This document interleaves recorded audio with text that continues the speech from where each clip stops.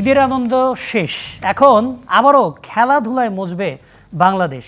সবাইকে আমন্ত্রণ ডিবিসি নিউজের সাপ্তাহিক আয়োজন খেলার আড্ডায়। আপনাদের সাথে আছে আমি কনক মাহমুদ। দর্শক, যেমনটা বললাম শুরুতে যে ঈদের ছুটি কিন্তু শেষ, আবারও কিন্তু সব জায়গায় ব্যস্ততা ফিরছে।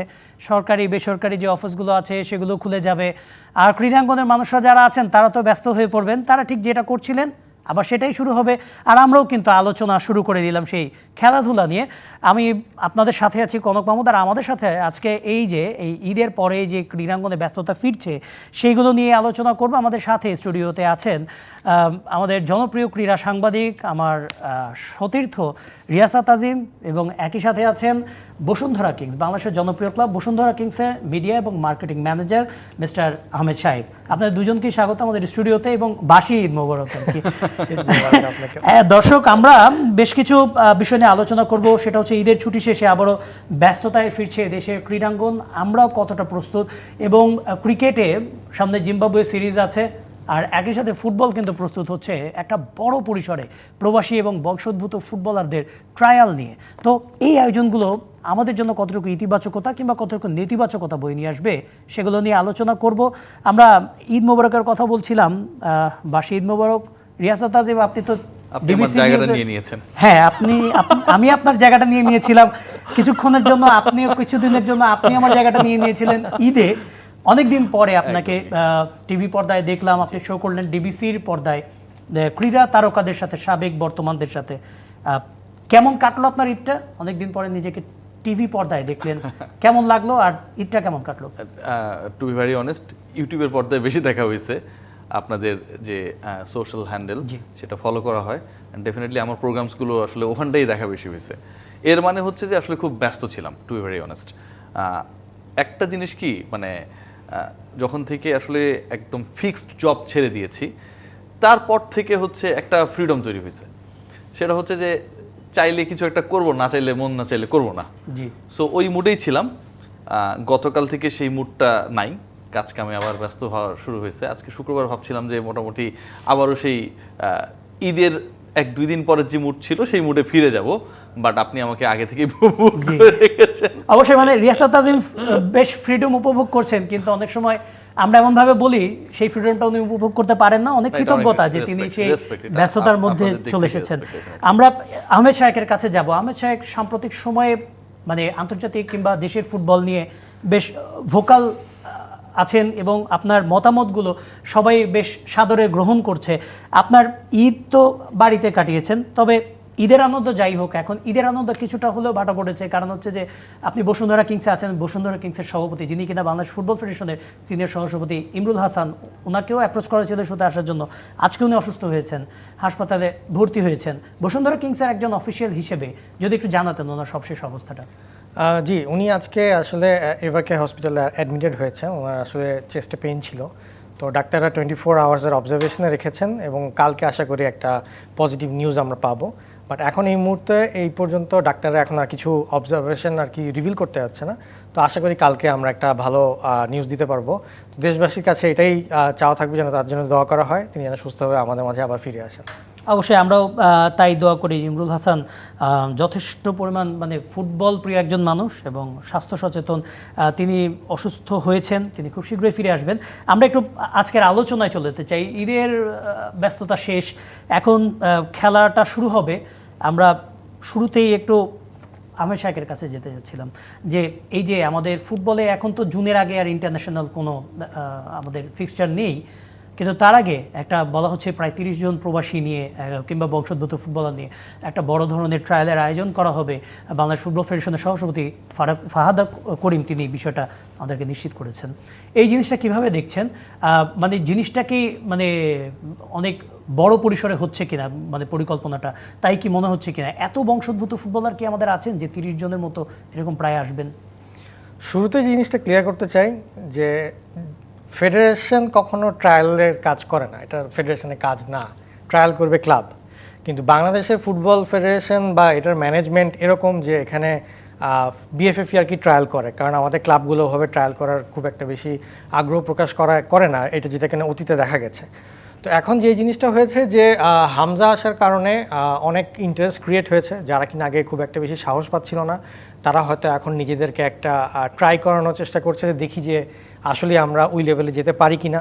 কারণ হামজার যে ব্যাপারটা যে অবভিয়াসলি সে ভালো খেলে, কিন্তু সে আসার পর তার রিসিপশন বা তাকে যেভাবে সাদরে গ্রহণ করা হয়েছে এই জিনিসটা আসলে খুবই অ্যাট্রাকটিভ যে কোনো পোটেনশিয়াল ফিউচার প্লেয়ারের জন্য। সো অবভিয়াসলি এই জিনিসটা তাদেরকে অ্যাট্রাক্ট করার কারণে এখন তারা হয়তো বিএফএফের সাথে যোগাযোগ করেছে। এখন বিএফএফ এই জিনিসটাকে একটা ট্রায়ালের মাধ্যমে আনতে চাচ্ছে। It is good, but it is just one side. এটাই মেইন সাবজেক্ট হওয়া উচিত না। কারণ মেইন সাবজেক্ট হচ্ছে ফুটবল ফেডারেশনের যদি কার্যক্রম চালাতে হয় আপনাকে আপনার লোকাল লিগ চালাতে হবে, আপনার বা যেই দেশে আপনার ফেডারেশন সেই দেশের খেলাটাকে আগে আপনাকে উত্তোলন করতে হবে। এটা সাইড বাই সাইড, যেহেতু ফিফা তার নিয়মের মাধ্যমে আপনাকে একটা সুযোগ দিয়েছে যে আপনি বংশোদ্ভূত প্লেয়ারদেরকে আনতে পারবেন এবং বাংলাদেশের লও সেটা কাভার করে, সেই ক্ষেত্রে তারা এটা একটা চান্স নিতে পারে। কিন্তু এটা একটা সাইড স্টোরি থাকবে, এটাই যেন মেন স্টোরি না হয়। এইখানে কি সমর্থকদের প্রেশারটা আছে কিনা? যেমন অনেক সমর্থক নানাভাবে, আমরা অনেক সময় অবশ্যই তাদেরকে ক্রেডিট দিতে হবে, আমরা নামও জানি না, আমরা জানিও না, অনেকের নাম আমরা দেখি অনেক সময় সোশ্যাল মিডিয়াতে, ইভেন তারা এতটাই সচেতন, তারা কিন্তু অনেকে বাফুফেকে প্রেশার দিয়ে, তারা যদি থাকতো বা যদি সুযোগ থাকতো, সমর্থকদের কয়েকজন বাফুফে ভবনে থাকতেন, বলতেন যে এই যে এরা আছেন, এদেরকে ডাকেন এখনই, এদেরকে এখনই ট্রায়াল নিতে হবে, এখনই দলে নিতে হবে। মানে এটা অবশ্যই অ্যাপ্রিসিয়েবল, কিন্তু কথা হচ্ছে তাদের চাপেও কি বাফুফে এমন একটা তাড়না অনুভব করেছে কিনা? আমি বলবো যে চাপ তো এক ধরনের থাকেই, ফ্যানরা অলওয়েজ প্রেশার দিবে, এটাই ফ্যানদের কাজ। তারা বিভিন্ন সোশ্যাল মিডিয়া বলেন বা অন্যান্য যে কোনো প্ল্যাটফর্মের মধ্যে বিএফএফ বা ধরেন যে কোনো ফেডারেশনকে সবসময় একটা চাপের মধ্যে রাখবে, যার কারণে তারা কিনা সঠিক পথটা পাবে। তো এখন অবভিয়াসলি যে চাপটা দ্বারা দিচ্ছে সেটা যুক্তিযুক্ত, কিন্তু এটাও আপনাকে মনে রাখতে হবে যে বাংলাদেশের ফুটবল ইতিহাসে প্রবাসীদের জন্য এইরকম ইনিশিয়েটিভ এর আগে কখনোই নেওয়া হয়নি। তো এটা যখন নিচ্ছে তারা তো ফ্যানদের একটা প্রেশারে নিচ্ছে। সো যখন তারা এই সাবজেক্টটাতে কাজ করছে, আই থিঙ্ক ফ্যানদের এইখানে অ্যাটলিস্ট বিএফএফকে টাইম দেওয়া উচিত এবং সবগুলা ক্লাব এবং সবগুলা পুরা যে সিস্টেমটা, এই সিস্টেমটাকে টাইম দেওয়া উচিত যে এটাকে অ্যাডপ্ট করার জন্য। আপনি যদি প্রেশার দিয়ে একেবারে টিম পর্যন্ত ঢুকাই দিয়ে দিতে চান সেইটা কিন্তু ঠিক না। আপনি প্রেশার দিয়েছেন, সিস্টেম একটা গ্রো করছে, সেই সিস্টেমের মাধ্যমে ট্রায়াল হবে, ট্রায়ালের মাধ্যমে প্লেয়ারগুলো পরীক্ষিত হবে, তারপরে কিন্তু আপনি যদি পরীক্ষার আগেই বলে দেন যে সে জাতীয় দলের পাওয়ার যোগ্য, সেইটা কিন্তু আবার ঠিক জিনিস না। এই তো মানে এখন আপনি এমন একটা কথা বললেন যে দেখা গেল কালকে সোশ্যাল মিডিয়ায় আপনার ছবিটাও চলে আসবে, আপনাকে নিয়ে আলোচনা হবে। আমি একটু রিয়াসাত আজিমের কাছে যেতে চাই। রিয়াসাত আজিম, আপনি ক্রিকেটের অনেক অনিয়মের ব্যাপারে কথা বলেন, অনেক সাহসী সাংবাদিকতার জন্য আপনার বেশ সুনাম রয়েছে, আমরাও দেখেছি যখন আপনার সাথে কাজ করেছি, নির্ভীক সাংবাদিকতাটা করেছেন। সাম্প্রতিক সময়ে বাংলাদেশ ফুটবলে যেটা দেখা গিয়েছে, একটা সিন্ডিকেটের একটা অভিযোগ উঠেছে। একজন ইতালি প্রবাসী ফুটবলার, তিনি সৌদি আরবের ক্যাম্প থেকেই ফিরে গিয়েছেন, এর পক্ষে অনেক কথা এসছে, বিপক্ষে অনেক কথা এসছে। আপনাকেও কি কোনো ফুটবল সমর্থক এরকম বলেছেন কিনা যে ভাই আপনি দয়া করে বাংলাদেশ ফুটবল ফেডারেশনের এই প্রবলেমটা নিয়ে কথা বলেন, আর এই জিনিসটাকে আপনি আসলে কতটুকু খোঁজ খবর নিয়ে জানতে পেরেছেন? প্রচুর আসলে আমার মেসেজ এসছে আমার বিভিন্ন হ্যান্ডেলে যে আমি যেন ফুটবল নিয়ে স্টোরিজগুলো করি। ফাহমিদুল কেন আসলে থাকছে না, তাকে কেন সৌদি আরব থেকে ইতালিতে চলে যেতে হলো, এরকম ডিসকাশনসগুলো প্রচুর ছিল। এবং এইরকম ডিসকাশনসকে আমার কাছে মনে হয় যে অনেকে না বুঝে হাওয়া দেওয়ার চেষ্টা করেছে। মানে আমরা সবসময় একটা কনস্পিরেসি থিওরি খোঁজার চেষ্টা করি, আর ওই কনস্পিরেসি থিওরি খুঁজতে গেলে সবচেয়ে সুবিধা হয় সেটা হচ্ছে যে কোনো কিছু করেনি কখনো সেও হিরো হয়ে যায়। হিরো হওয়ার জন্য তো অনেক কিছু করতে হয়, সাকিব খানকে বরবাদ করতে হয়েছে, তো এখানে ফাহমিদুলের কোনো কিছু করা লাগেনি, সে চলে গেছে, বুঝছেন, সে ইতালিতে চলে গেছে, সে হিরো হয়ে গেছে। ফাহমিদুলের প্রতি উইথ ডিউ রেসপেক্ট, আমার কোনো সমস্যা নেই, কিন্তু প্রবলেম যে বিষয়গুলো এসছে, অনেকেই কথা বলেছে যে এখানটায় লোকাল ফুটবলার যারা, তারা নাকি অনেক ক্ষেত্রে আনহেল্পফুল আচরণ করেছিল during the trial or practice in Saudi Arabia.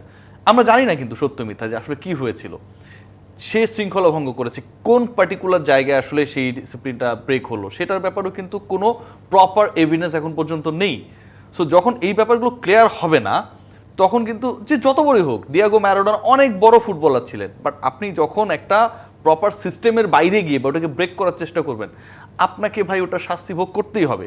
আমি ছোট বড় বলছি না, আপনি যদি সিস্টেম ব্রেক করেন আপনাকে সেটার পানিশমেন্ট পেতে হবে। এখন কাবরেরা যেটা করেছে সেটার নিশ্চয়ই একটা ব্যাকগ্রাউন্ড ছিল, লোকাল ফুটবলাররা যদি তাকে হেল্প না করে থাকে নিশ্চয়ই কোচের চোখের বাইরে সেটা যাবে না। কিন্তু প্রশ্ন সেটা নয়, ফাহমিদুলের ব্যাপারটা অনেকে বলছেন ফাহমিদুলের সাথে অবিচার করা হচ্ছে, কিন্তু দেশের ফুটবলে এমন অনেক লোকাল প্লেয়ার আছেন যারা 100% পটেনশিয়াল থাকা সত্ত্বেও তারা অনেক সময় ন্যাশনাল টিমে মেক করতে পারেন না। সিন্ডিকেট কিন্তু শুধু প্রবাসী ফুটবলার কিংবা বংশোদ্ভূত ফুটবলার নিয়ে নয়, অনেক ভালো ভালো ফুটবলার আমাদের দেশের তারাও কিন্তু ন্যাশনাল টিমে খেলতে পারেন না, ফার্স্ট ইলেভেনে জায়গা পান না। এই যেমন মনে করেন আপনার এই যে 36 জনের দল সৌদি আরবে যাওয়ার আগে একটা দিন প্র্যাকটিস ছাড়া তাদের 6 জনকে বাদ দিয়ে দেওয়া হলো, তাদের প্র্যাকটিসে দেখা হলো না, সেটাও তো সিন্ডিকেটের অভিযোগ করতে পারে।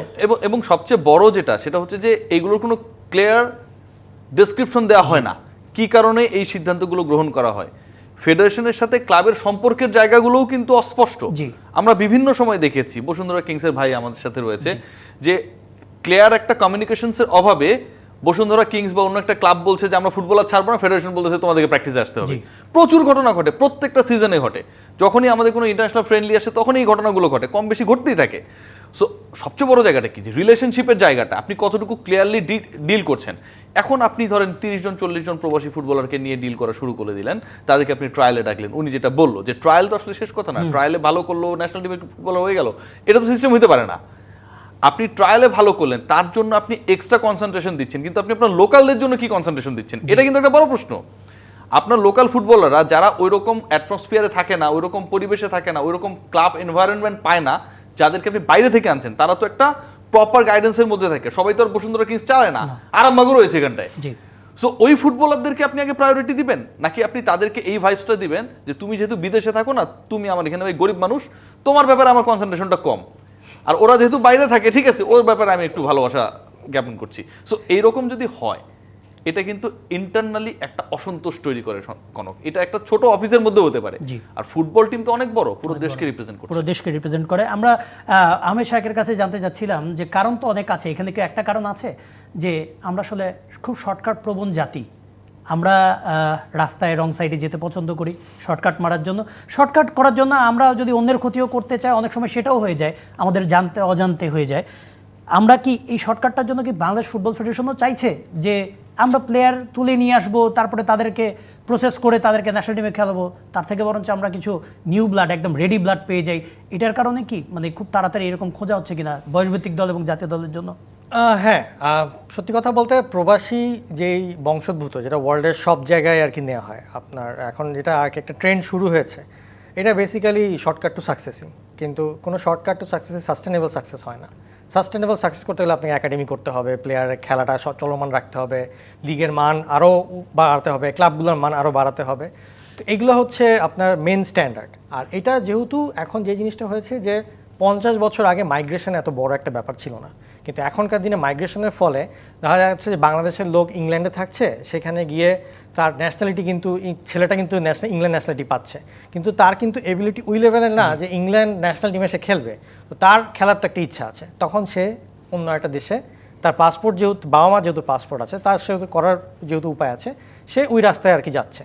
তো এখন যে জিনিসটা যে ফিফা আপনার যে অর্গানাইজেশন, এই অর্গানাইজেশন 100 বছর ধরে চলছে। 100 বছরে তার যদি একটা প্রপার সিস্টেম না থাকতো, তারা কখনো 100 বছর ধরে একটা অর্গানাইজেশন চালাতে পারতো না। এবং এই ফিফার যে রুলস অ্যান্ড রেগুলেশনসগুলো, এগুলো সব বড় বড় স্পোর্টস লয়াররা মিলে বানায়। তো এবং এই ল সবার জন্য সমান, ইংল্যান্ডের জন্য যা বাংলাদেশের জন্য কিন্তু সেম। কিন্তু আপনি এটা ফলো করছেন কি করছেন না সেটা আপনার উপর ডিপেন্ড করবে। তো এখন আমরা যদি যেই লগুলো দেওয়া আছে ফিফার, সেগুলো যদি আমরা প্রপারলি ফলো না করি, তাহলে এই শর্টকাট টু সাকসেসের এই ব্যাপারটা আপনাকে 5-6 বছর কিন্তু খুব সাহায্য দিবে। আপনি অনেক ভালো কোয়ালিটি প্লেয়ার পাবেন, হয়তো আপনার থেকে নিচের র্যাঙ্কিং। না মানে এই প্লেয়ারদেরকে যদি আমরা এখনই নিয়ে নিই, পরবর্তীতে আবার নতুন করে আমি একদম পাঠাতে পারবো না, হ্যাঁ তোমরা মাইগ্রেট করো, আবার তোমাদেরকে আমরা প্রবাসী হিসেবে নিয়ে আসব। আপনি তো এত প্লেয়ার পাবেন না, সাস্টেনেবল তো না, একদমই না, এবং এটা ফাইজলামির পর্যায়ে চলে যাবে একটা সময় গিয়ে। আচ্ছা 6-7 বছর পরে আপনি তো ধরেন একটা পর্যায়ে গিয়ে তো আপনার বংশোদ্ভূত প্লেয়ারের ব্যাপারটা শেষ হবে, কিন্তু এতগুলো প্লেয়ার সাপ্লাই তো থাকবেন, তখন তো আপনার দিন শেষে সেই লোকাল ফুটবলে আবার লোকাল ফুটবলের কাছে যেতে হবে। এখন এই 30 জনের মধ্যে বাফুফের জন্য একটা চাপ কিনা, দেখা গেছে যে কাকে রেখে কাকে বাদ দেওয়া হলো, পরবর্তীতে দেখা গেলো আবার ওটা নিয়ে আবার মানে সিন্ডিকেটের আবার অভিযোগ আসবে কিনা যে না একে কেন বাদ দেওয়া হলো, ওকে কেন বাদ দেওয়া হলো, মানে 30 জন নিয়ে এসে আবার আলাদা নতুন আর একটা বিতর্ক সৃষ্টি হবে কিনা, যে দেখা গেল যে অমুক কেন বাদ পড়লো, তমুক কেন থাকলো, এরকম কিছু। এখন যখন একটা কোচ, একটা ফুটবল কোচ যখন একটা প্লেয়ারকে অ্যাসেসমেন্ট করে, ওটা আপনার কোচিংয়ের যে যারা লাইসেন্স করে ওখানে আর কি একটা বেসিক আছে, 4টা ভাগ আছে। তো এই 4টা ভাগের মধ্যে একটা হচ্ছে ফিজিক্যাল, তার ফিজিক্যাল এবিলিটি আদৌ আছে কিনা, তার ট্যাকটিক্যাল বা টেকনিক্যাল এবিলিটি আছে কিনা, আর একটা হচ্ছে সাইকোলজিক্যাল, সে ফুটবলটা খেলার মতন আর কি কানেকশনটা করতে পারে কিনা, আর লাস্ট হচ্ছে সোশ্যাল, যেটা কিনা পুরো টিম হিসেবে খেলতে পারে কিনা। তো একটা কোচ যখন দেখবে সেই 4টা বক্সই আগে দেখবে যে সে ঠিক করতে পারে কিনা। ফিজিক্যালি খুব ভালো কিন্তু টিমের সাথে জেল করতে পারছে না, কোচ কিন্তু সেই প্লেয়ারকে রাখবে না। কারণ কোচের কিন্তু একটা টিমে 11 জন ক্রিশ্চিয়ানো রোনালদো বা 11 জন মেসি দরকার নেই, তার এমনভাবে টিমটা সাজাতে হবে যাতে একটা দল হিসেবে তারা পারফর্ম করতে পারে। সো এই কারণে সেই প্লেয়ারটাকে কি আদৌ আমাদের ওই পজিশনে দরকার কি দরকার না, সে কি আসলে আবহাওয়ার সাথে খাপ খাওয়াতে পারছে, সেটা হচ্ছে সাইকোলজিক্যাল ব্যাপার। সে বাকি 10টা প্লেয়ারের সাথে খাপ খাওয়াতে পারছে কিনা, সেটাও কিন্তু একটা সোশ্যাল ব্যাপার। তো এগুলো তো কোচদেরকে দেখতে হবে। শুধুমাত্র বিদেশ থেকে আসছে বলে যে সরাসরি দলে ঢুকে যাবে, এটা তো কোনো কারণ হতে পারে না। অবশ্যই মানে হরে ধরে সবাইকে একদম আমি ন্যাশনাল টিমের দরজা কিংবা বলছি যে না ও খেলতে পারে, এই খেলতে পারে। ইউএসএ ক্রিকেট খেলে না, আপনি দেখবেন যে ভারতের হয়ে আইপিএল খেলা 2-1 ক্রিকেটার এখন কোথাও খাওয়া নাই, ইউএসএ টিমে গিয়ে খেলা শুরু করে দিয়েছে। ওমানে আপনি প্রচুর পাকিস্তানি বংশোদ্ভূত পাবেন। মানে এই কাজগুলো আমরা দেখেছি এবং এই একই রকম ট্রেন্ডে আমার কাছে মনে হয় যে বাংলাদেশ ফুটবল ফেডারেশন যাবার চেষ্টা করছে এবং তারা কনফিউজ যে তারা আসলে কতটুকু যাবে, কয়টা স্টেপ দিবে। আমার কাছে মনে হয় যে তারা এখন পর্যন্ত নিজেরাই পিকচারটা ক্লিয়ার না যে আমি আসলে মোনালিসা আঁকছি নাকি অন্য কিছু আঁকছি। আচ্ছা, আমরা কথা বলবো ফুটবল নিয়ে, আরও আমরা প্রবাসীদের যে ট্রায়াল নিয়ে কথা বলছিলাম, রিয়াসাত তাজিম তার কথাটা বলছিলেন, আহমেদ শাহেক বেশ কিছু নতুন তথ্য দিলেন আমাদেরকে। আরও কথা বলবো, সাথে ক্রিকেট নিয়ে আলাপ হবে, আমাদের সাথেই থাকুন, ফিরছে একটু পর। স্বাগত আরেকবার খেলার আড্ডাতে। আপনাদের সাথে আছে আমি কনক মাহমুদ, আর আমাদের সাথে অতিথি হিসেবে আছেন ক্রীড়া সাংবাদিক রিয়াসাত তাজিম এবং বসুন্ধরা কিংসের মার্কেটিং ও মিডিয়া ম্যানেজার আহমেদ শাহেক। আমরা কথা বলছিলাম ফুটবল নিয়ে, আমরা ক্রিকেটের ব্যস্ততা নিয়ে একটু কথা বলতে চাই। ক্রিকেটের ব্যস্ততা আছে, এই তো আর কদিন পরেই জিম্বাবুয়ে আসছে। আমাদের চ্যাম্পিয়ন্স ট্রফির যে ব্যর্থতা, সেই ব্যর্থতা কাটাতে আমাদের একটা ওষুধ আছে, সেই ওষুধটা হচ্ছে জিম্বাবুয়ে আসছে। মানে বিসিবির দায়িত্ব পরিবর্তন হোক, অনেক কিছু চেঞ্জ হোক, কিন্তু এই জিনিসটা চেঞ্জ হয় না যে জিম্বাবুয়ের আশাটা। জিম্বাবুয়ে আসছে, তবে তারা টেস্ট খেলবে, 2টো টেস্ট খেলবে বাংলাদেশের বিপক্ষে। রিয়াসাত তাজিম, মানে জিম্বাবুয়ে আমাদের দেশের ক্রিকেটের সেভিয়ার হয়ে আসছে, এইটা নিয়ে আপনার কিছু বলা আছে কিনা? বলার আছে মাঝে মাঝে মনে হয় কি যে এই যে ডক্টর মোহাম্মদ ইউনূস এবং নরেন্দ্র মোদী আজকে বৈঠক করলেন বিমস্টেকে, না? জি, আমার কাছে মনে হয় যে ভারত বাংলাদেশ যেমন প্রতিবেশী, সামটাইমস আমি মনে হয় যে জিম্বাবুয়ে মনে হয় আমাদের কাছাকাছি সাউথ এশিয়ান কোন একটা কান্ট্রি। মানে বিষয়টাকে দূরসম্পর্কের আত্মীয় আর কি, মানে অবস্থান তো অনেক দূর কিন্তু আত্মীয়তার সম্পর্ক আছে। এত ভালো সম্পর্ক, মানে তাদেরকেও আসলে কোনোভাবে আমরা সার্কভুক্ত করতে পারি কিনা, জি, তাহলে ধরেন আরো তাড়াতাড়ি আসতে পারতো। জি, ধরেন জিম্বাবুয়ে কি করবে, জিম্বাবুয়ে হচ্ছে হারারে থেকে হচ্ছে আপনার যাবে সাউথ আফ্রিকায়, জি, জোহানেসবার্গ থেকে আরেকটা বিমান ধরবে, জি, সেটা আসবে কাতারে, সেখান থেকে ঢাকায়। তো এই যে তারা আমাদেরকে এইভাবে রক্ষা করে বছরের পর বছর, এবং শিডিউলটা আপনি দেখবেন এমন ভাবে করা যে চ্যাম্পিয়ন্স ট্রফি, তারপর একটা মেজর একটা টুর্নামেন্টের পরেই আসলে তাদের জিম্বাবুয়ে আসবে, সেখান থেকে গিয়ে কেউ একজন ডাবল সেঞ্চুরি করবে জি, এবং আমরা সবকিছু ভুলে দেব। জি। তো মজার ব্যাপার যেটা, সেটা হচ্ছে যে এই যে জিম্বাবুয়ে যারা আমাদেরকে এরকম একটা সিচুয়েশন থেকে বাঁচানোর জন্য, আবারও বলছি হারারে থেকে হচ্ছে আপনার জোহানেসবার্গ থেকে দোহা, দোহা থেকে ঢাকা, ঢাকা থেকে যাবে সিলেটে, জি। এত কষ্ট করানোটা কি আমাদের এরকম একটা দল, যে দলটা এভাবে আমাদেরকে দুঃসময় হেল্প করে, উচিত? আপনি কি মনে করেন? না, আসা উচিত, তবে তাদেরকে বাজেভাবে হারানো উচিত না, আমি এটা মনে করি। আচ্ছা রিয়াসাত, বাজেভাবে হারানোর কথা মনে পড়লো, এবারে কি বাজেভাবে হারাতে পারবে? কারণ দেখেন, দলের মধ্যে নতুন অনেকে আছে। আমাদের ক্রিকেটে এই ট্রেন্ডটা নাই, আমরা সবসময় আলোচনা করি, দল যত ছোট আসুক কিংবা যত দুর্বল আসুক, দল যত শক্তিশালী আসুক, আমরা ওই সাকিব আল হাসান, মুস্তাফিজকে আইপিএল থেকে ফিরিয়ে আনা, তাসকিনকে ক্লিয়ারেন্স না দেওয়া, মানে আলটিমেটলি ওইগুলাই তো, মানে আমাদের খুব সিনিয়রদেরকেও খেলিয়ে দিই, বড় বড় প্লেয়ারদেরকে প্রিজার্ভ করি না, খেলিয়ে দিই আমরা উদার। কিন্তু মানে এইবারও কি সেটা করা উচিত, নাকি এবারে দলটাকে একটু অন্যভাবে করা উচিত? কিছু যারা ইয়াংরা আছে, কারণ অনেকেই তো আউটগোয়িং, তাদের জায়গায় আমরা কিছু নতুন কিছু ট্রাই করতে পারি কিনা? সবচেয়ে বড় ব্যাপার কি যে মানে আমাদের মেহেদী হাসান মিরাজ বা লিটন কুমার দাস, ইভেন তাসকিন আহমেদ, তাসকিন আহমেদের ক্যারিয়ার কিন্তু 2014-তে ডেবু, 2025 রানিং, তার মানে তিনি তার ইন্টারন্যাশনাল ক্যারিয়ারের 12তম বছরের মধ্যে আছেন। আমরা ভাবি যে হচ্ছে যে তাসকিন আমাদের ইয়াং ক্রিকেটার, লিটন কুমার দাসকে আমরা ইয়াং ক্রিকেটার ভাবি, মেহেদী হাসান মিরাজকে আমরা ইয়াং ক্রিকেটার ভাবি। তাহলে ভাই এরা যদি ইয়াং ক্রিকেটার হয়, তাহলে হচ্ছে দীপু, অঙ্কন, এরা কি হবে? তাই না? আমাদের তো কনসেপ্টটা ক্লিয়ার না। সেকেন্ড পয়েন্ট যেটা, সেটা হচ্ছে আমরা একটু ক্রিকেট বোর্ডের যে ট্রেন্ডটা বিভিন্ন সময় দেখেছি, এখন পর্যন্ত এই হম্বিতম্বিটা এই ক্রিকেট বোর্ড এখনো দেখায়নি, ক্রিকেটারদের আটকিয়ে যেটা করে, সেটা হচ্ছে যে ক্রিকেট বোর্ড যে একটা পাওয়ারফুল জায়গা এবং ক্রিকেটারদেরকে তারা চাইলে সাইজ করে দিতে পারে, তুমি যত বড় সেলিব্রিটি হও, সেটা আমরা দেখেছি। জিম্বাবুয়ের সাথে খেলার জন্য মুস্তাফিজকে আমরা আটকাই দিচ্ছি, মুস্তাফিজ আবার ব্যাক করে এসে জিম্বাবুয়ের সাথে খেলেছে। মানে এটা কিন্তু কোনো পর্যায়ের সভ্যতার মধ্যে পড়ে না। কনক, আপনি চিন্তা করে দেখেন যে আপনি দাবি করছেন যে আপনি ওয়ার্ল্ড সার্কিটে একটা ডমিনেটিং ক্যারেক্টার হওয়ার চেষ্টা করছেন, আবার সেই দাবি করা আপনি জিম্বাবুয়ের সাথে খেলানোর জন্য আপনি আইপিএল এর একজন ক্রিকেটারকে দেশে ফেরত আনতেছেন, তারপরে কিন্তু আপনাকে টি-20 ফরম্যাটেরই ওয়ার্ল্ড কাপ খেলতে হবে। এই যে নকশাগুলো আমরা বিভিন্ন সময় করেছি, এগুলো কিন্তু সাপোর্টেবল না। আরেকটা মজার ব্যাপার, জিম্বাবুয়ের সাথে বাংলাদেশ কিন্তু সিলেটে টেস্ট খেলবে। মজার ব্যাপার কি জানেন, বাংলাদেশের ever inaugural test in Sylhet, যেটাতে বাংলাদেশ জিম্বাবুয়ের সাথে খেলেছিল এবং সেখানে হেরেছিল, এটা কিন্তু একটা হিস্ট্রি। আচ্ছা, মানে ওভার কনফিডেন্ট হয়ে যাবার পরে তারা কিন্তু ধরা খেয়েছে। না তাহলে তো আমরা একদম তাদেরকে খুব একটা বেশি কষ্টও দেই না, মানে মাঝে মাঝে তো মাঝে জিততেও মাঝে দিই, আমরা তাই না? খুব দারুণ আনন্দ দেই এবং জিম্বাবুয়ের সাথেও যদি বাংলাদেশ হারে তখনও বাংলাদেশ বলবে যে এটা আসলে একটা ট্রানজিশনের মধ্যে দিয়ে যাচ্ছি, আমাদের এ নাই ও নাই অমুক তমুক নাই, যে কারণে আসলে আমরা খারাপ করেছি। আমার কথা যে জায়গাটায় সেটা হচ্ছে, আপনি যখন একটা দলের এগেনস্টে খেলবেন, জি, সেই দলের এগেনস্টে শুধু যদি আপনি উইনের চিন্তা করেন সেটা কিন্তু না। একটা ইন্টারন্যাশনাল সিরিজ বা একটা ইন্টারন্যাশনাল ম্যাচ, যেই টুর্নামেন্টই হোক না কেন, সেটা কিন্তু আপনার নতুন ক্রিকেটারদেরকে কিন্তু একটা সুযোগ দিবে ওই সার্কামস্টেন্সের সাথে, অ্যাটমসফিয়ারের সাথে অ্যাকাস্টম হওয়ার জন্য। বাংলাদেশ ক্রিকেট বোর্ড কিন্তু সেই পথে কখনো যায় না। আপনি যদি সবশেষ চ্যাম্পিয়ন্স ট্রফিতে আপনি দেখেন, পারভেজ হোসেন ইমনকে আমরা নিয়ে গেছি, হায়দ্রাবাদি বিরিয়ানি খাওয়াইছি, সবকিছু করছি না, পেশোয়ারি যা যা আছে সবকিছু খাওয়াইছি, আবার দুবাইতে নিয়ে গেছি, আবার খেলাই নাই, তার আমরা কন্ট্রাক্টেও রাখি নাই, তাকে আমরা খেলাই নাই, কন্ট্রাক্টে রাখি নাই, আমরা ওপেনিং এর বিকল্প হিসেবে নিয়ে গেছি, ওপেনারদের মধ্যে একজনকে আমি ড্রপও করেছি কিন্তু বিকল্প দিয়ে সেটাকে ফুলফিল করি নাই। আমার নাম্বার 3 কে আমি ওপেনার বানাইছি। আমি যদি ওপেনার একজন এক্সট্রা নিয়ে যাই, তাহলে তো অন্য ওপেনার ফেইল করলে সেই এক্সট্রা ওপেনার সেই জায়গায় খেলবে। আমি যদি এক্সট্রা নাম্বার 10 একজনকে চিন্তা করে নিয়ে যাই ফুটবলে, তাহলে লিওনেল মেসি ফেল করলে তো ওই জায়গাটা আমি তাকেই খেলাবো যে ওই স্কোরিং অ্যাবিলিটি রাখে, আমি খেলা দিচ্ছি ডিফেন্ডার। তাহলে চিন্তা করেন অবস্থাটা কোথায়। আচ্ছা, তা না হয় বুঝলাম, কিন্তু এখন আবার আমরা ওপেনিংয়ে মাহিদুল ইসলাম অঙ্কনের নামও শুনছি, মানে বেশ প্রতিভাবান একজন ক্রিকেটার। তাদের ভাগ্য কি এমনটা হবে কিনা, নাকি আসলে এই যে আমরা কি এই সাহসটা কবে আমাদের হবে, আমরা অঙ্কন কিংবা ইমন এদেরকে আমরা একটা টিমের সাথে নামিয়ে দিতে পারি কিনা? হ্যাঁ, আমরা তাদেরকে ছোট করছি না, কিন্তু হ্যাঁ আমরা আমাদের উচিত এখন কি জয়, মানে আমাদের ক্রিকেটারদের ধরেন শান্ত ব্যাটে রান পাচ্ছে না, লিটন ব্যাটে রান পাচ্ছে না, তাদের ব্যাটে রান ফিরিয়ে আনাটা কি বেশি গুরুত্বপূর্ণ, নাকি আসলে এদের সাথে খেলিয়ে কিছু ইয়াংস্টারদেরকে রেডি করাটা আমাদের বেশি? সবচেয়ে বড় ব্যাপার কি, লিটন কুমার দাস সবশেষ তার 47টা international innings, I am repeating, 47টা ইন্টারন্যাশনাল ইনিংসের মধ্যে 50 করেছেন একটাই। জি, বাংলাদেশের ইতিহাসে এরকম অফ ফর্মের কোনো ক্রিকেটার নেই যাকে আপনি ক্যাটাগরি এতে রাখবেন।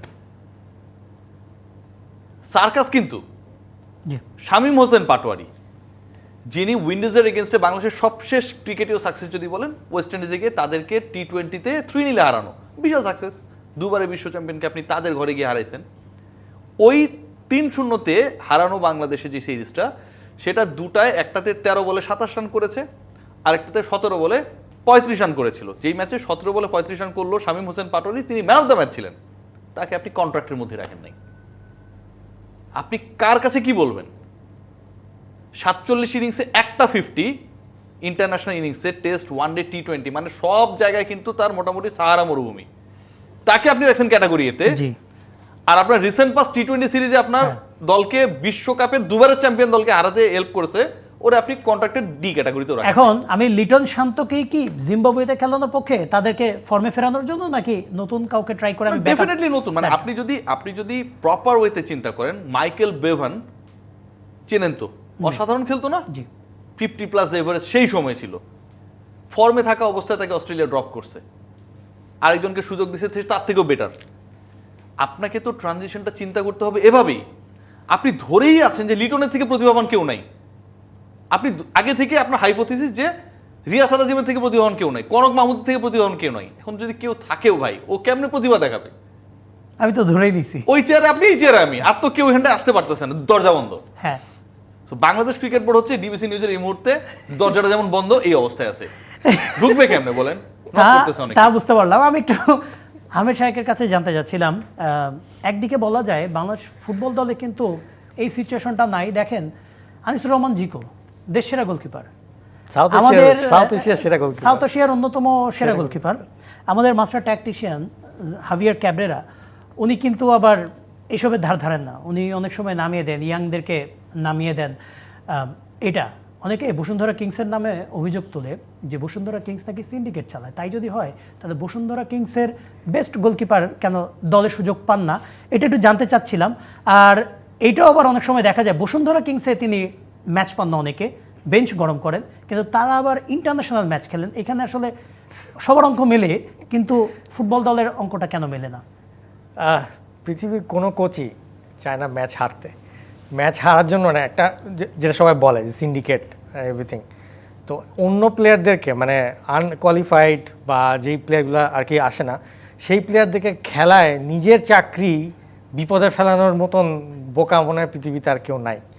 তো যে জিনিসটা যে আমার মতে যে বাংলাদেশে এখন ফুটবল কোচ তার ডিসিশন মেকিংয়ে যেই পরিমাণ স্বাধীনতা পায়, সেই পরিমাণ স্বাধীনতা এর আগে কখনো কেউ পায় নাই। যার কারণেই কিন্তু সে, আপনি যদি বলছিলেন যে ফাহমিদুলের ঘটনাও কিন্তু সে প্রেসিডেন্টের সাথে আলোচনা করেছে। সে কিন্তু একাই ফার্স্টে বার করে দেয়নি, প্রেসিডেন্ট যখন গ্রিন সিগন্যাল দিয়েছে তখন সে কিন্তু বার করেছে।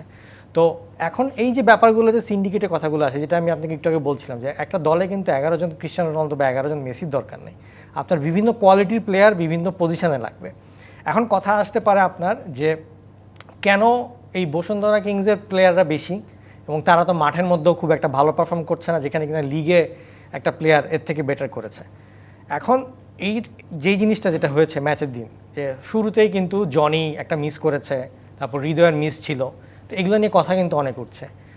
জনি, হৃদয় বা অন্য কোনো প্লেয়ারে কিন্তু এত খারাপ প্লেয়ার না যে তারা হচ্ছে যেগুলো পারেই না। তারা কিন্তু প্র্যাকটিসে বলেন, লিগে বলেন, এরকমই গোল করেছে। এবং আপনি যদি লাস্ট এই ইন্ডিয়ার আগে যদি লাস্ট খেলাটা দেখেন বাংলাদেশে, সেটা ছিল মালদ্বীপের সাথে, সেখানে কিন্তু জনি একটা কার্লার গোল দিয়ে কিন্তু বাংলাদেশকে ম্যাচে ফিরিয়েছিল।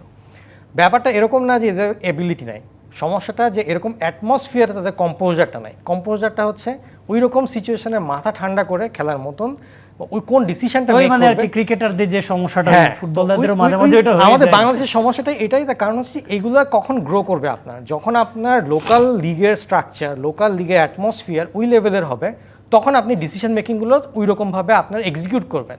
হামজা কেন বেটার করছে? Because Hamza week and week out everyday এরকম অ্যাটমসফিয়ারের মধ্যে খেলে। তার পিছনে এর থেকেও আরো বাজে, এর থেকেও আরো ভয়ঙ্কর খেলে, যে 40,000 দর্শক প্রতি মুহূর্তে তাকে ডুয়ো দিচ্ছে বা মানে সাপোর্ট দিচ্ছে, যাই হচ্ছে ওই রকম সিচুয়েশন সে খেলে খেলে ছোটবেলা থেকে এখানে এসে অভ্যস্ত। বাংলাদেশি প্লেয়াররা তো মাঠে দর্শকই পায় না, পায় লিগে মাঠে তো দর্শক পায় না। তারা যখন ন্যাশনাল টিমে খেলতে আসে তখন এসে দেখে যে পুরো মাঠ ভর্তি দর্শক, একটা মিস করে যে প্রেশারটা বা খেলা শুরুর আগে জাতীয় সঙ্গীতের যে ইমোশনটা, এইসবের যে সিচুয়েশনটা হয়, ওই সময় মাথা ঠান্ডা রেখে একটা এক্সিকিউশন করা কিন্তু সহজ না। তো এরকম এটাই আমি বলতে চাচ্ছিলাম যে জনি বা হৃদয় বা রাকিব এরা এরকম না যে পারে না, কিন্তু ওই সময়ে নিজেকে কন্ট্রোল করে ওই রকম ফিনিশিং করা, that is a very important and very crucial thing. যেটা অবশ্যই মানে এখানে আপনি কথা বললেন যে লোকাল লিগের যে স্ট্রাকচারটা, এটা শুধু ফুটবল নয়, ক্রিকেটের ক্ষেত্রেও সেম জিনিসটা, অনেক কিছু চেঞ্জ করার আছে। আমরা এগুলো নিয়ে কথা বলবো, আমাদেরকে আরেকটা বিরতি নিতে হচ্ছে। দর্শক আমাদের সাথে থাকুন, ফিরছি একটু পরে। স্বাগত আরেকবার ডিবিসি নিউজের সাপ্তাহিক আয়োজন খেলার আড্ডায়। আপনাদের সাথে আছে আমি কনক মাহমুদ, আমাদের সাথে স্টুডিওতে আছেন রিয়াসাত আজিম এবং আহমেদ শাহেক। আমরা কথা বলছিলাম এই যে কথায় চলে আসে ক্রিকেটের একটা মানুষ, ফুটবলের একটা মানুষ, অনেক সময় তুলনাগুলো চলে আসে, আমরা পার্থক্য খোঁজার চেষ্টা করি, ওর মধ্যে আবার মিলটাও চলে আসে। একটু আগে আহমেদ শাহেক বলছিলেন তিনি ফুটবলের যে লোকাল লিগ সেটার স্ট্রাকচার নিয়ে বলছিলেন, একই জিনিসটা কিন্তু ক্রিকেটের যে লোকাল লিগ স্ট্রাকচার সেটার মধ্যেও যায়। একেবারে কাকতালীয় হলেও মানে একই সাথে চলছে। ঈদের পরে আবারও ব্যস্ততাটা শুরু হবে, একদিকে Dhaka premier division cricket league, আরেকদিকে কিন্তু মানে বাংলাদেশ প্রিমিয়ার লিগ ফুটবল, এই দুটোই শুরু হচ্ছে। দুইটারই স্ট্রাকচার নিয়ে নানা রকম অভিযোগ আছে।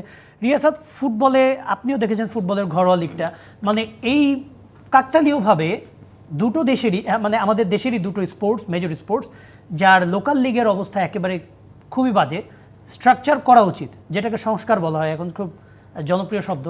এই সংস্কারটা আসলে কতটুকু, কোন লেভেল পর্যন্ত করা উচিত? সংস্কার নিয়ে যারা বলে, আমার কাছে মনে হয় যে এই মুহূর্তে সংস্কার নিয়ে তো অনেক আলোচনা চলছে, ডক্টর মোহাম্মদ ইউনূস কথা বলছে। তো সংস্কারের জাতীয় রাজনৈতিক সংস্কারের যে কয়েকটা আসবে, ধরেন 8টা-10টা সংস্কার, এটার সাথে আমার মনে হয় যে লাস্ট লাইন হিসেবে এই যে স্পোর্টসে ক্রিকেট এবং ফুটবলের সংস্কারও অ্যাড করা দরকার। কেন দেখেন, খুব ইন্টারেস্টিং কিন্তু এটা, যদি কেউ সরকারের দায়িত্বশীল থাকে একটু আমাকে শুনলেই বুঝতে পারবেন।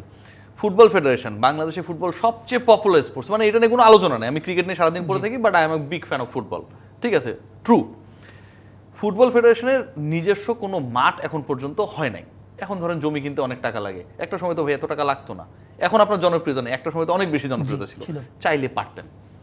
আপনি যদি আপনার চাকুরি করে 15-20 বছর পর যদি একটা ফ্ল্যাট কিনতে পারেন, একটা ফেডারেশন যারা পুরো নেশনকে লিড করে, রিপ্রেজেন্ট করে, সেই ফেডারেশন পারবে না। ক্রিকেট বোর্ড একটা ফ্রিতে মাঠ পেয়েছে, সেটাও আরো অনেক আগের গল্প, বরফ যুগে যখন মানুষ হচ্ছে ওই যে এক্সিমোদের মতো বসবাস করছে, তাই না? সেই মাঠে এখন পর্যন্ত কোনো ধরনের লিগ খেলানোর ব্যবস্থা প্রপারলি করা হয় নাই। মাঠ ওভাবেই পড়ে আছে, নামকরণ চেঞ্জ করে, পপুলাসকে আনে, পপুলাস চলে যায়, অনেক কাহিনী এখানটায়, অনেক স্টোরিজ, বুঝছেন? কিন্তু দিন শেষে ওখানটায় খেলা হয় না। দুঃখজনক হলেও সত্য, তামিম ইকবাল খান হার্ট অ্যাটাক করেছেন। আপনি জানেন সেদিন তামিম ইকবাল কয়টার সময় রওনা হয়েছিলেন বিকেএসপিতে ম্যাচ খেলার জন্য? স্টার্টেড অ্যাট 5 AM, ভোর 5টার সময়। যখন একজন cricketer, this is not about Tamim Iqbal, this is the story of all cricketers who use to play in BKSP field. Premier লিগের সময় যারা ওখানটায় যায়, প্রত্যেককে ভোর 5টায় স্টার্ট করতে হয় বাসা থেকে, ঢাকা থেকে যারা যায়। ওখানটায় তো সেই অ্যাকোমোডেশন নেই, 4টা দল খেলবে, 4টা দলের 100 জনকে অ্যাকোমোডেট করার মতো তো অবস্থা আপনার নেই, স্টাফ সহ। একটা মানুষ যখন, একটা ক্রিকেটার যখন ভোর 5টায় যায়, 5টায় গিয়ে 9টার সময় ম্যাচ শুরু হয়, সেই ম্যাচটা খেলে সেই ম্যাচ শেষ হয় বিকাল 5টার সময়, 4:30টার সময়, আবার রওনা হয়, ঢাকায় ফিরে আসে। আপনার এটা কি কোনো হেলদি এনভায়রনমেন্ট হতে পারে? স্ট্রাকচারের মধ্যে এটা পড়ে?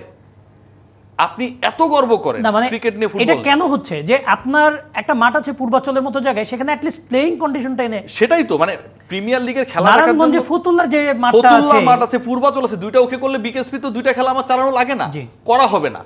আমাদের প্রিয় ফারুক ভাই তো হচ্ছে হোম ডিস্ট্রিক্ট ফতুল্লা, চাইলে কি পারতেন না? 8 মাসে ভাই পারতেন, প্লেয়েবল করতে পারতেন। উইন্টার সিজনের সময় আপনি মোটামুটি দায়িত্বটা নিছেন, তাই না? অগাস্টের 21 তারিখে, তারপর থেকে তো খুব বেশি ঝড় বৃষ্টি হয়নি, এই বছর হয়নি। আপনি পারতেন, বা আমরা পারতাম। আমরা আসলে ওই চিন্তাটা করি না। আমরা চিন্তা করি আমাদের ব্যাংক ব্যালেন্স বাড়বে, আমরা চিন্তা করি আমরা বিদেশে যাব। এই যে বিকেএসপিতে খেলা হয়, বাংলাদেশ ক্রিকেট বোর্ডের কয়জন অফিসিয়াল, কয়জন নির্বাচক খেলাগুলো দেখার জন্য যায়? আমি একদিন রিপোর্ট করছি, পরের দিন তারা গেছে। বিশ্বাস করেন কেউ যায় না। দুবাইতে খেলা হোক, সব কটা যাবে। ইভেন এই যে ঢাকা মজাটা, প্রিমিয়ার ডিভিশন ক্রিকেট লিগের কেউ যদি ফিক্সচার সার্চ দেন, আপনি যান ক্রিকইনফোতে যান, বিসিবির ওয়েবসাইটে যান, পূর্ণাঙ্গ ফিক্সচারটাই কিন্তু পাওয়া যায় না। না না, একদম সবচেয়ে দুঃখজনক হলো যে এটা ভাগ ভাগ করে দিবে, এভাবে দিবে। মানে আমার কথা হচ্ছে যে আপনার লালিগা কিংবা হচ্ছে আপনার ইপিএল এ খেলা কখন হবে সেটা কিন্তু আপনি এখনো দেখে নিতে পারেন। একটা সিজন শেষের আগে শুরু হয়ে যায়, একদম, পরের সিজনটা 38তম কবে রাউন্ড শুরু পর্যন্ত হবে আপনি সেটাই। দেখে নিতে পারবেন। ঠিক আছে, এগুলো নিয়ে আমরা প্রচুর ছোটবেলায় কাজ করছি, জি। তাই না? কোনো হ্যাঁ, তো ছোটবেলায়।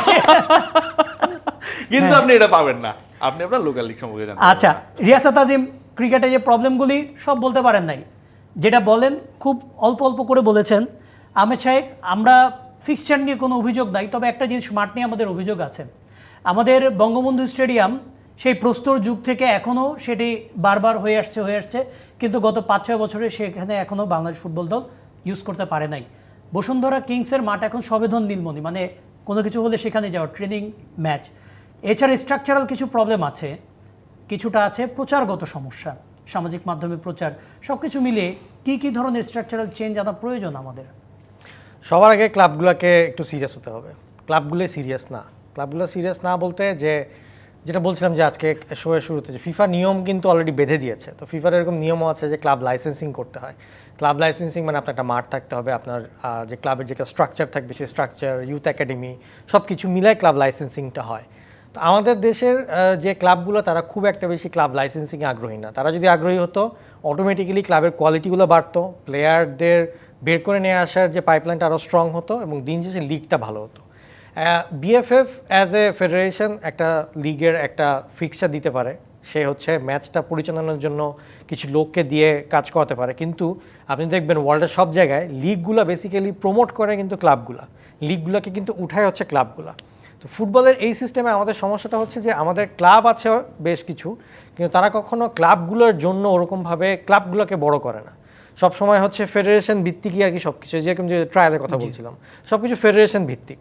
তো এখন ধরেন যে এই জিনিসটা সবচেয়ে বেশি দরকার যে ক্লাবগুলোকে নিজেদেরকে স্ট্রং করতে হবে, নিজেদের স্ট্রাকচার, নিজেদের বেস, নিজেদের ফাইন্যান্সেস, এইগুলোকে আগে স্ট্রং করতে হবে। তাহলে অটোমেটিক্যালি তারা যখন ফাইন্যান্সেস স্ট্রং থাকবে বা ইনফ্রাস্ট্রাকচার স্ট্রং থাকবে, তখন আপনি ক্রিয়েটিভিটির দিকে যাবেন। ক্রিয়েটিভিটি গেলে তখন হচ্ছে আপনি প্রমোশনে যাবেন, আপনি প্লেয়ার ভালো আনার চেষ্টা করবেন, এই জিনিসগুলো ওই ধাপে আসে। কিন্তু যখন আপনার ফাইন্যান্সেস স্ট্রং না, আপনার ইনফ্রাস্ট্রাকচার স্ট্রং না, তখন আপনি কোনো একভাবে লিগটা শেষ করে সবসময় যখন টিম হবে তখন কারো কাছে যে হাত পাতা, যে হ্যাঁ, ডোনেশনের উপরে। বাংলাদেশের ফুটবল বেসিক্যালি ডোনেশনের উপরে চলে, কিন্তু বাইরের দেশের লিগগুলা যেটা হয় যে ইংলিশ প্রিমিয়ার লিগ নিজেদের আর্নিংয়ের উপরেই বেস করে হচ্ছে যে তারা হচ্ছে ক্লাবটা পরিচালনা করে পুরো 1 বছরের জন্য। এইটাই আমার ধারণা, লিগকে চেঞ্জ করার আগে লিগের যে ক্লাবগুলো আছে তাদেরকে প্রফেশনাল হওয়াটা উচিত। রিয়াসাত আজিম, ক্রিকেটেও সম্ভবত একই প্রক্রিয়া চলছে, 2-1টা কোম্পানি বাদে, প্রাইম ব্যাংক, তারপরে হচ্ছে যে আরো কয়েকটা কোম্পানি বাদে কিন্তু বেশিরভাগ ক্ষেত্রে এইভাবেই নিচ্ছে। একদমই মানে ধরা বাঁধা কয়েকটা ক্লাব, এবং ওই ক্লাবগুলোর পেছনে আসলে বিভিন্ন কোম্পানির বিগ শটরা হচ্ছে ডিরেক্টরশিপে বসে আছে কিনা এটার উপর ডিপেন্ড করে। একটা সময় ধরেন আবাহনী যখন অনেক বেশি, মানে এবারে তুলনামূলকভাবে ওই জৌলুসপূর্ণ দল না, তারপরেও তারা ভালো করছে, কিন্তু আবাহনী মানে আপনি বেক্সিমকোকে ধরে নেবেন, আপনি মোহামেডান মানে অরিয়ন গ্রুপের পেছনে আছে। এই যে গ্রুপ ভিত্তিক মানে হচ্ছে ওখান থেকে 4-5 কোটি টাকা আমি ডোনেশন পাবো এবং তারপরে আমি আমার দল করব, এই টেন্ডেন্সিটাই তো খারাপ। আপনি কেন পপুলার করতে পারবেন না? আপনি কেন দর্শকদেরকে মাঠমুখী করতে পারবেন না? দর্শকের টিকেটিং যে রাইটস ওখান থেকে বিসিবি কিংবা বাফুফে যে আর্ন করবে, সেটার আপনি কেন শেয়ার হোল্ডার হবেন না? এই চিন্তাটাই আসলে বাংলাদেশে কোথাও নেই। এই চেয়ারে বসা পর্যন্ত সবাই চিন্তা করে যে ওখানটায় যাব, আমার অনেক কিছু অ্যাড হবে, অনেক কিছু করব, কিন্তু ওই ভুংভাং আলাপগুলো ওই পর্যন্তই। চেয়ারে বসে পড়ার পরে টকশোতে এসে মাঝে মাঝে চেয়ার চেঞ্জ করে, কিন্তু সত্যিকার তারপরে বসে বলে কি যেন বলছিলাম, ভুলে গেছি। হ্যাঁ, কি যেন বলছিলাম, আপনি প্রশ্নটা আরেকবার করবেন। হ্যাঁ, সেটাই। অনেক ধন্যবাদ রিয়াসাত আজিম, মানে দুর্দান্ত কিছু কথা বললেন। আমাদের পুরো সিস্টেম নিয়ে তো কথা বলা সম্ভব না, তারপরে কিছু জিনিস আমরা জানতে পারলাম আপনার মাধ্যমে। আহমেদ শাহেক, আপনাকেও ধন্যবাদ যে ফুটবলের বেশ কিছু ব্যাপার নিয়ে আমরা জানতে পেরেছি। এগুলো একদিনই শেষ হয় না, আরও হয়তো আমরা সামনে আলোচনা করবো এগুলো নিয়ে। ধন্যবাদ আপনাদেরকে। দর্শক, আমরা যেটা বলছিলাম যে আসলে খেলা তো হয়, এই যে ব্যস্ততা আবার শুরু হবে, কিন্তু ফুটবল আর ক্রিকেটে একটা সবচেয়ে বাজে একটা মিল, সেটা হচ্ছে দুটোরই শীর্ষ যে লিগ, কোনো দর্শক থাকে না, ক্লাবগুলোর মধ্যে পেশাদারিত্ব থাকে না। এইটা আমরা বছরের পর বছর ধরে দেখে আসছি। দেশ তো বদলে যাচ্ছে, অনেক কিছু পরিবর্তন আসছে। আশা করি এইখানে একটা পরিবর্তন আসবে, ক্লাবগুলো প্রফেশনাল হবে, একই সাথে লিগটাও প্রফেশনাল হবে। এই প্রত্যাশা শেষ করছি আজকের জন্য। ধন্যবাদ সঙ্গে থাকার জন্য।